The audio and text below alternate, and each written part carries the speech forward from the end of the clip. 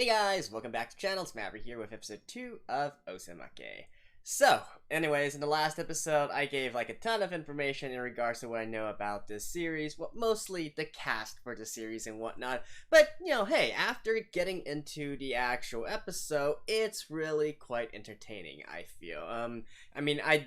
I don't particularly watch that many rom-coms or read that many rom-coms, but I feel like all things considered, I really enjoyed the development from last episode. It's very high-paced, right? And I get this feeling that it's gonna be similar to Kaguya-sama in a way that you get a lot of, I wouldn't really say mind games, but at least a lot of battle of wits, right? And then, of course, at the end of last episode, it seems that we are revealing a little bit more information in regards to the main character. So let's just get right into the episode. All right, let's begin in 3, 2, 1, play.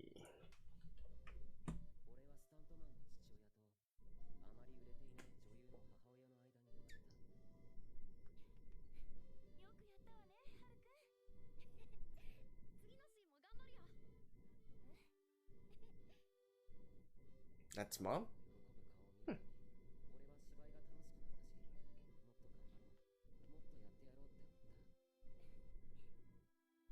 She looks quite young.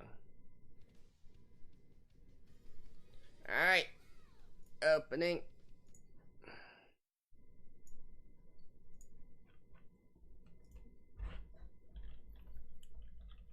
Alright. So basically this is, well, the ending of episode 1, anyways. As most anime like to do nowadays. So I guess in this episode we're gonna get the actual ending.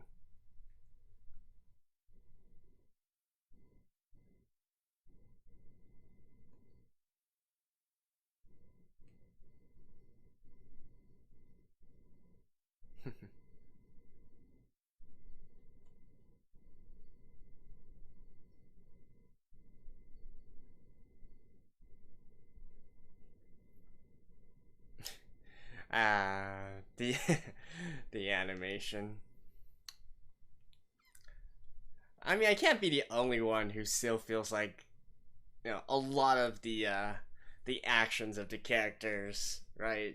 It's quite stiff, right? There's a lot of jumps between, which means that they, either were too lazy or didn't have the time or budget to fully animate all the scenes, so you get bigger gaps, right? Okay, it's the senpai, right?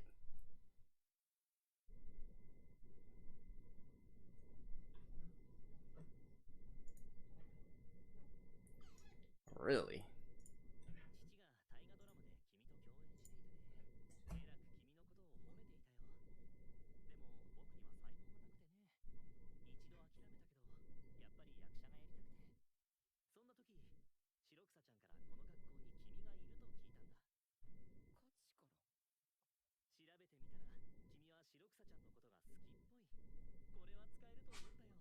Oh. Oh, really?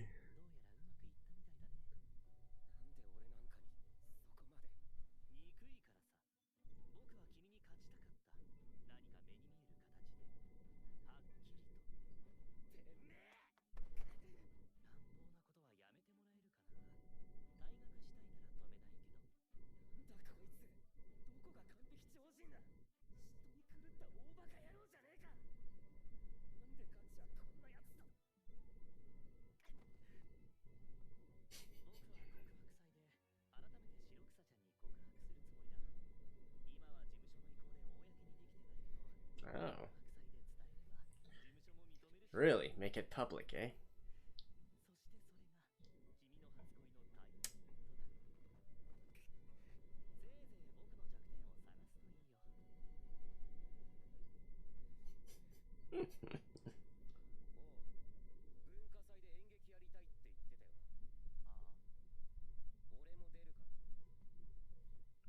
Okay, once again, I'm getting a lot of Nisekoi flashbacks.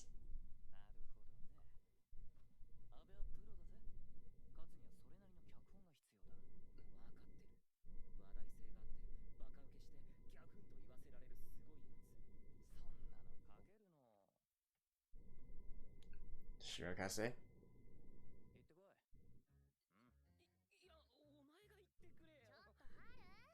Oh. 9. A line, basically. Oh. Oh.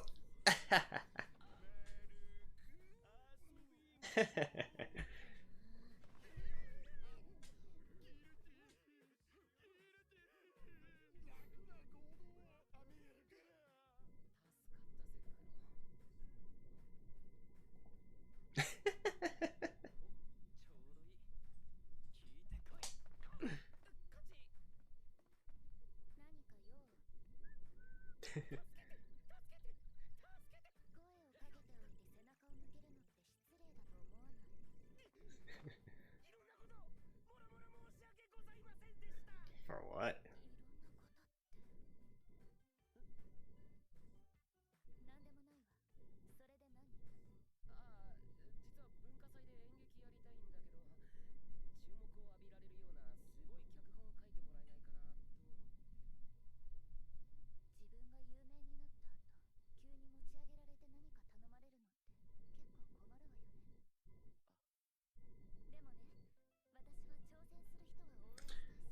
I mean, he knew you before you became famous, right?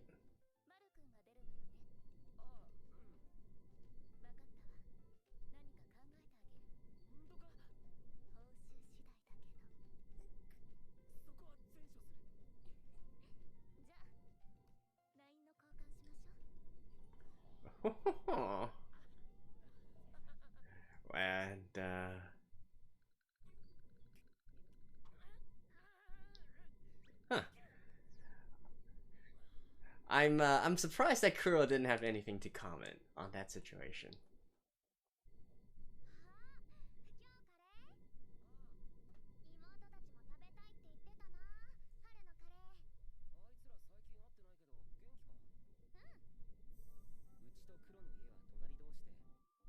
Oh, so that's who they are. I was wondering like who all these other girls are.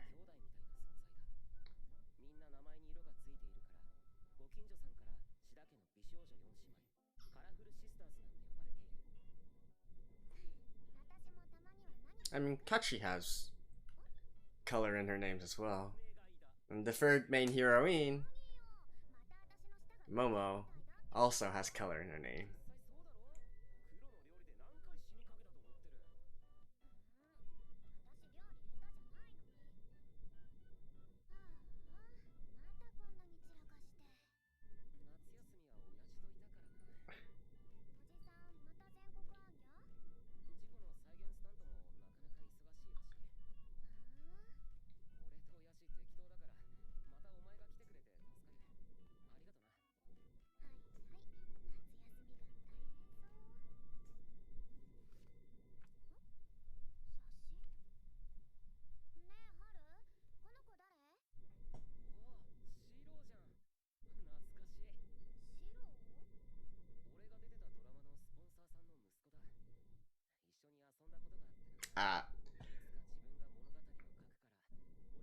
That's definitely Kachi. I mean, look at that! It's obvious!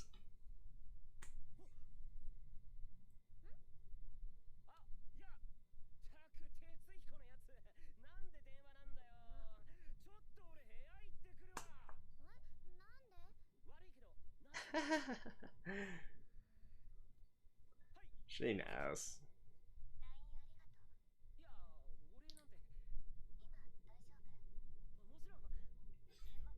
Right. Da, da, da, da.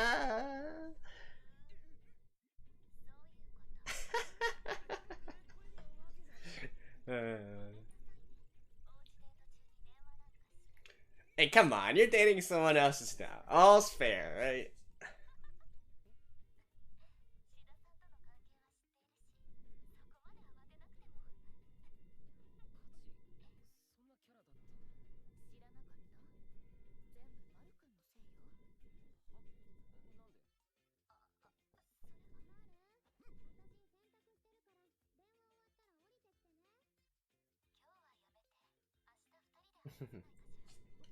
Anyways, So, it's quite obvious that Shiro also knew Haru when they were young as well.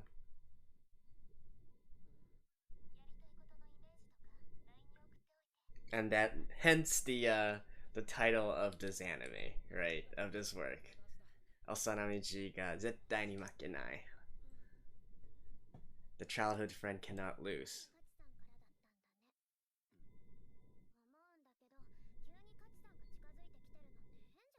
Because obviously if you just go by the if you just go by the title of this anime, it would seem that you know Kuro is the one that's gonna win, right? But obviously there's more to this story.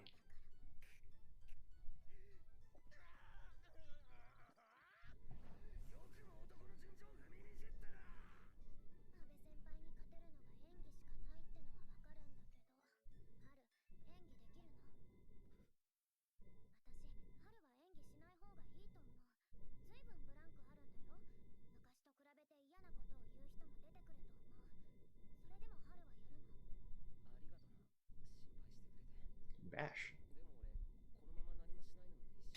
Huh. So, did he get into some sort of trauma?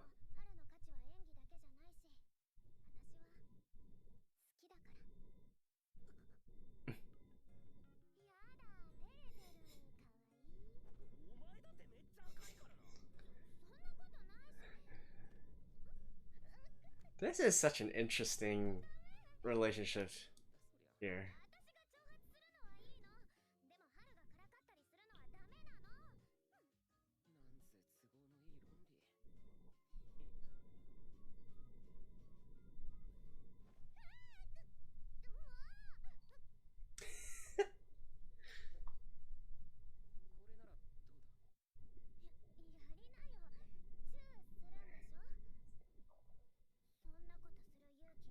Oh, trying to use reverse psychology now.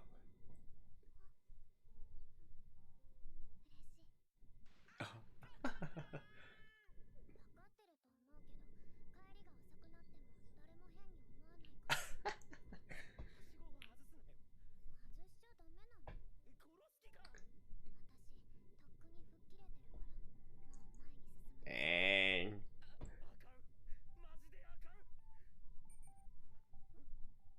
Oh, saved by the line.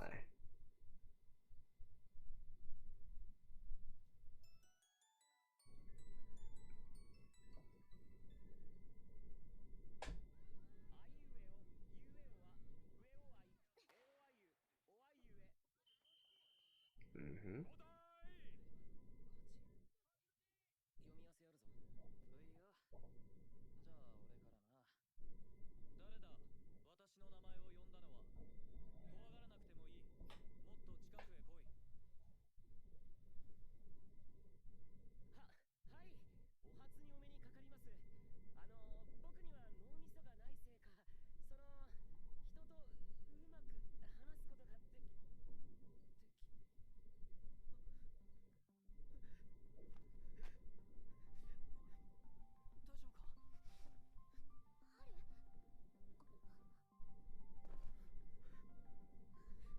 What the heck?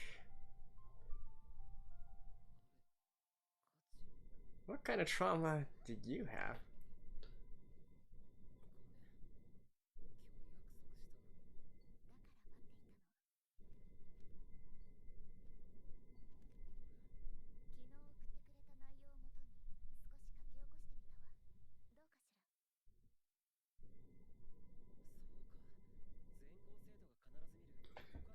And so he's gonna confess to her at the confession festival or something like that. I kind of feel like no. Well,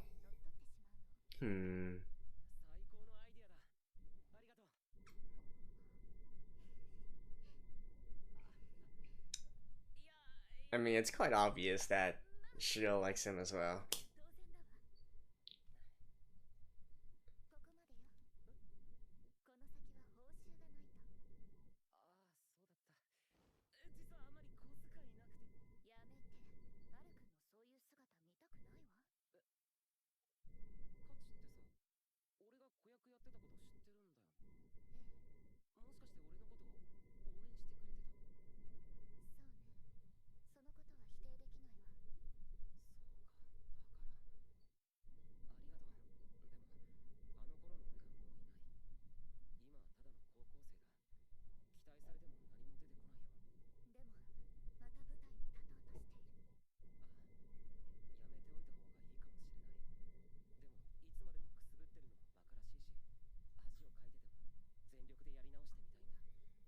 So you want...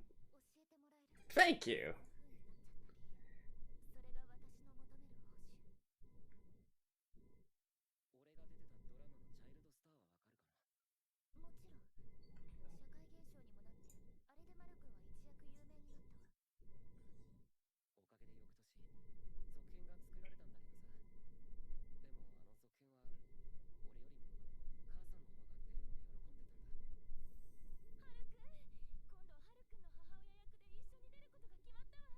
No, they did say that she wants to be...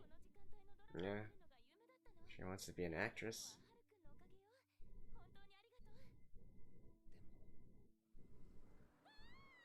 Oh.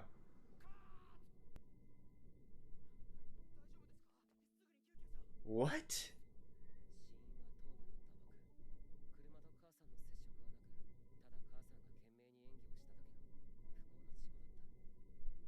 Huh?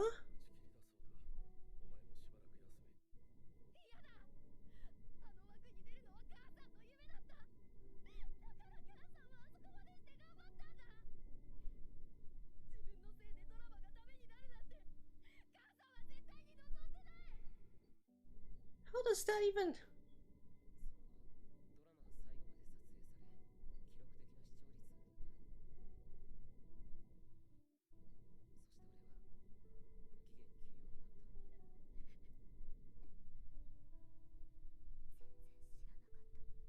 I mean... I mean, yeah, I feel sorry for it, dude, but this is just like so out of the blue.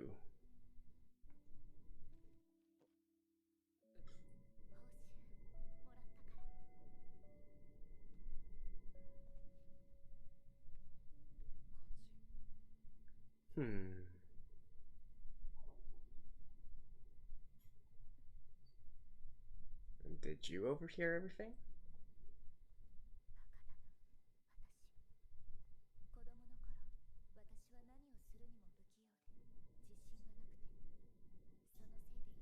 Yep. See, that's the little boy.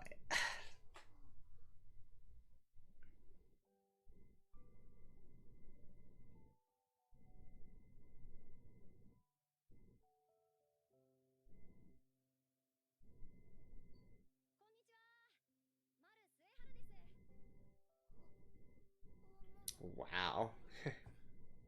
Talk about, like, wealth.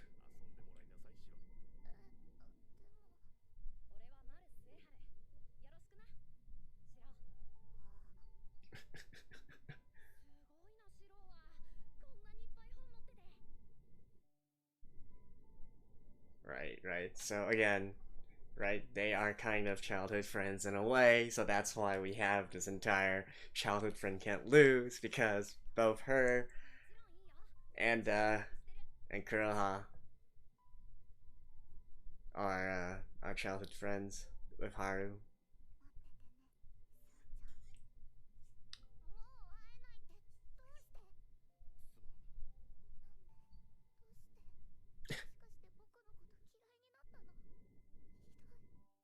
That's like the exact same position.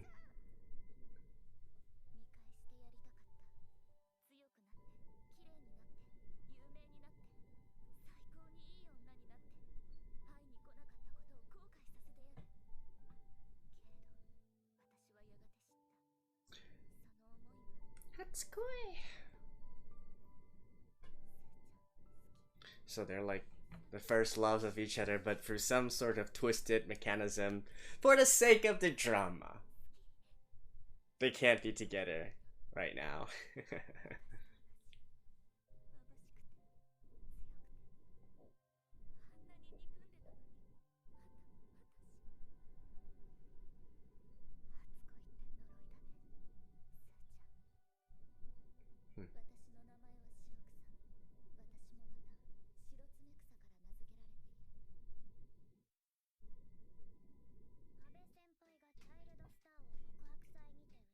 To child star.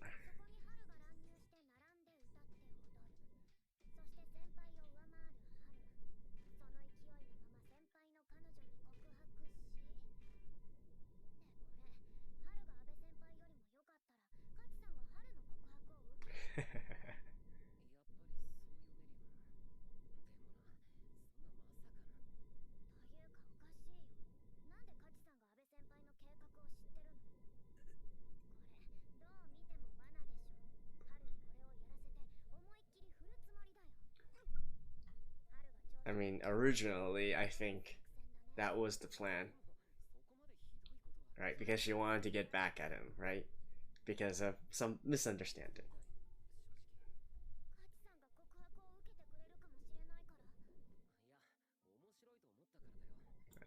Don't kick it. Don't kid yourself.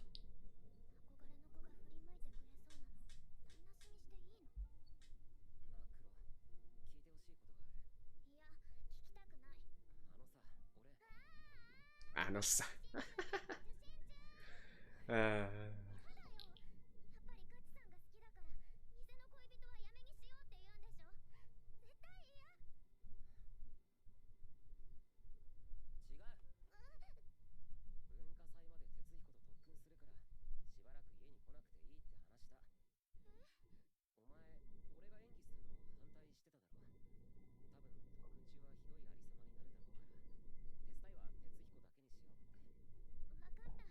But, they still didn't go over, like, why exactly he collapsed while acting. Is it because it brought some past trauma to him? I mean, they never even said that he stopped because he couldn't act anymore, right? It was more that he was forced to stop.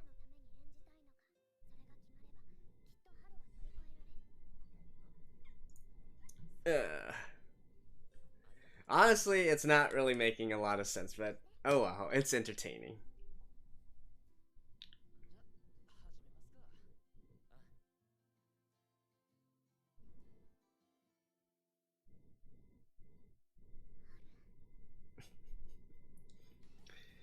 Alright, now the ending,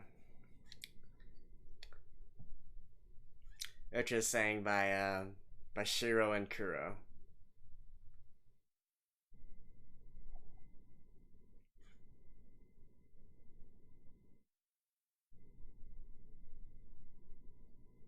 And like, to be completely honest, I am disappointed that that Momosaka's voice is not in it. Isn't there technically supposed to be 3 heroines? But in all honesty, the way that the story is going, you really feel like there's only 2, right? Kind of like Nisekoi as well, right? There was only ever 2 real contenders.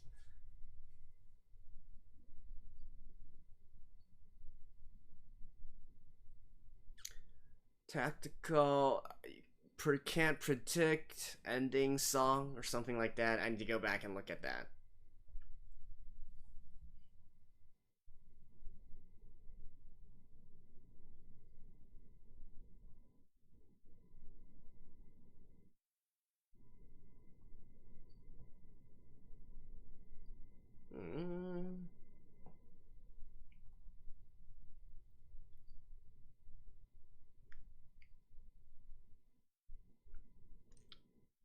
Alright, see you guys after this. Alright, episode 2 in the bag. The ending theme, honestly, I think, I'll have to give it a few more listens. I wasn't all that too keen on it, but basically what it means is the tactically unpredictable ending song or ending theme, right? So I guess that's just a sort of like a microcosm of the entire series, the unpredictability of it, which is, that's also kind of like, let's talk about that a little bit, right? Because I feel like this series on one hand is very cliche, right? We have a lot of cliche characters, a lot of cliche happenings, a lot of cliche events and whatnot, but at the same time it's also very unpredictable in that you don't get the feeling that, okay, this scene is going to go directly to that type of cliche, if you guys get what I mean. So it happens to be predictable and unpredictable at the same time, right? Like, for instance, you could kind of guess that, hey, the Shiro the young boy that Haru was playing with was actually Shiro, right? I mean that's quite obvious there. But then you don't realize that, oh, the entire reason that they can meet each other is because Haru used to be in this child star, and then whilst he was this child star, everything was going up, and then suddenly his mom died because she acted too hard. Like, what even does that mean, right? I mean, on one hand, you gotta feel sorry for the kid, right? You gotta feel sorry for Haru. His mom died after all. It's a horrible accident. But on the other hand, like, what the F, right? Who just does that? Who acts so hard that they get into an accident? Like, oh my god, that's just... And not to mention, like, there's still, like... Okay, so does that mean that he has trauma from it? But it doesn't seem like he has trauma from it either. But we see that he collapses suddenly for no reason while he was trying to act again. But why? Question mark. I mean, it's just so random in a lot of ways, right? And that includes, the story development as well. So this Abe Senpai, turns out that he's out there to get back at Haru for some reason. That's also like quite, And same with Shiro as well. She originally wanted to get back at Haru as well. Like, who does those things just because of that kind of small, that kind of small, how can I say it? They're being very, very petty, let's put it this way, over some really insignificant things. But even after that, right? What I do wonder how exactly we can keep the story moving forward, right? Like, this is definitely one of those few... I mean, it's not like I watch a lot of rom-coms, but I think this is quite unique in a sense where basically you already have, you have two main girls in the first two episodes, and their intentions are already fully known, right? Shiro has already, it's quite clear that Shiro has feelings for Haru, and Haru has feelings for Shiro as well. And as for Kuro, well, she's, she already confessed, basically, to Haru. And, it's debatable, like, what Haru exactly feels about her, but that's what I mean. So we already have these sort of situations coming out. How exactly can the author stretch it, right? I do have a feeling that it's probably going to be stretched for drama's sake, right? So it might turn into one of those very frustrating series where, it's artificially, through some sort of artificial drama, we need to keep the status quo and continue on with this, effectively a harem rom-com, right? Well, I think it's a harem rom-com, but I don't know at this point because there's only two girls and with a potential third on the way, right? Is there going to be more? Who knows, right? Yeah, that's basically what I feel about this right now. And I have to say that, it's entertaining, but at the same time, it definitely has a lot of flaws in the story writing and the logical consistency, I feel. Or at the very least, maybe that's not the correct word to use, but basically it does a lot of jumping around. It's really kind of random.